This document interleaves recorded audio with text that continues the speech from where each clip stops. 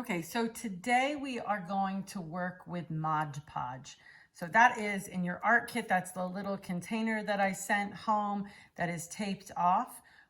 If you want to find Mod Podge, you can find it on Amazon. You can find it at Michael's. You probably can find it at the dollar store in the craft area of both Michael's and Walmart. It is an inexpensive acrylic medium that is often used as a protective layer. It can be used as a glue. It's really good for varnishing and coating things. Mod Podge was quite popular in the 1970s when decoupage was quite the fashion. My mom was really into that. But it's got a lot of purposes within the craft world. So we're using it as part of our collage unit. And Mod Podge is a great way to glue things. So I have a couple of different things to show you here. So you have your not so great utility brush.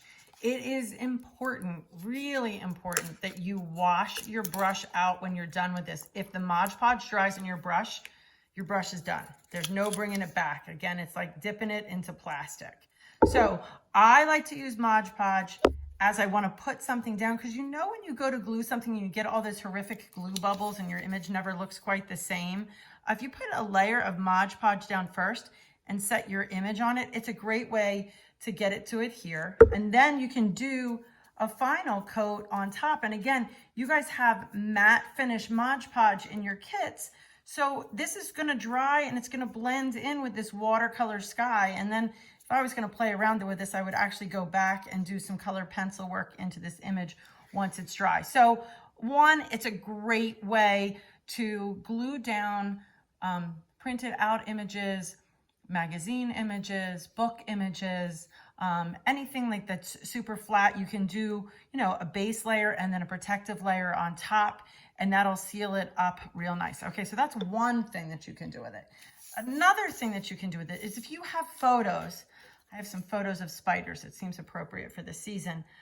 You can do the same thing with a photograph. If you want to take a bunch of your old photos and you want to collage and cut out a bunch, or you've got a favorite band or musician that you're interested in, you want to play homage to them, you can make a collage of them by, again, cutting out a bunch of images, cutting out some text, and kind of build up your image. Again, this is going to dry clear and transparent, and it'll blend right in with what's there. So I worked with our bubble paper from last time. Earlier today, I did a little experiment where I cut out some skeleton leaves that I had printed out off of my printer, and then I went outside and I took a walk and I found a couple of fall leaves and I put them on my marbleized background here. And I definitely won't say that this is the most beautiful composition, but I was just trying to experiment with what would happen. The leaf took to the Mod Podge really well. As it dried, it got clearer, it got flatter. So again, if you want to go outside and find flower petals, or if you have pressed flowers that you want to use, they will work really well with this also. So Mod Podge has a variety of things that you can use with it. You can take pieces of fabric. But in regards to working on our collage things with the cards, this is probably one of the best ways to tie everything together at the end, to give it a protective coating and keep everything well sealed, so you don't have to worry about things coming off of your collage or falling apart. So again, I took and did a clear coat on this. So these are all on and adhered. I hope you enjoy working with Mod Podge today.